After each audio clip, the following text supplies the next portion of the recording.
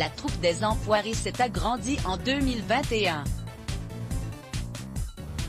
Certains membres vont et viennent tous les ans mais, lors de la diffusion de cette nouvelle session sur TF1 le samedi 5 mars, les téléspectateurs ont pu découvrir 3 nouveaux: Vianney, le chanteur chouchou des Français; Inès Reg, l'humoriste au cœur plein de paillettes;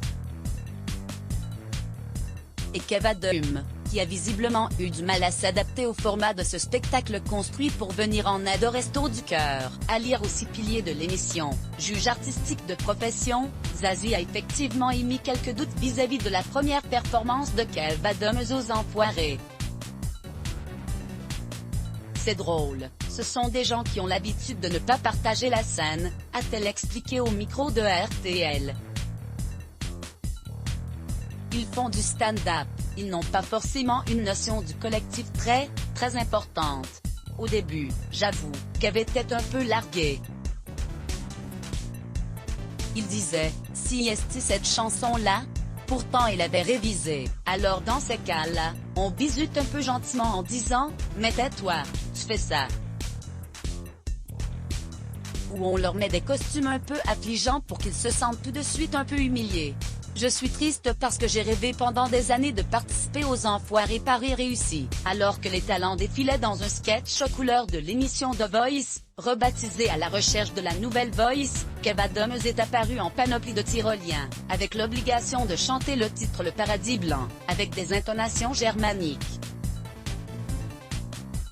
Je suis le Michel Berger allemand, a-t-il plaisanté sur scène, en suivant le script écrit pour lui.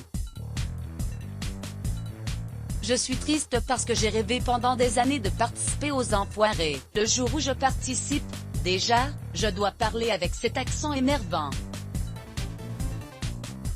Et en plus de ça, ma blague, c'est Michel Berger allemand. Sacré bizutage.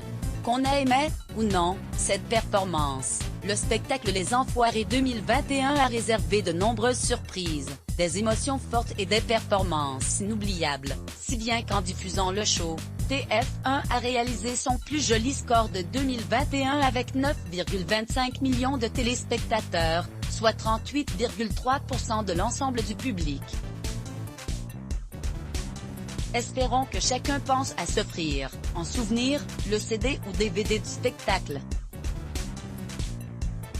Le public n'ayant plus accès aux salles de spectacle, et n'ayant pu se payer une place, les Restos du Cœur ont perdu près de 5 millions d'euros de vente de tickets cette année.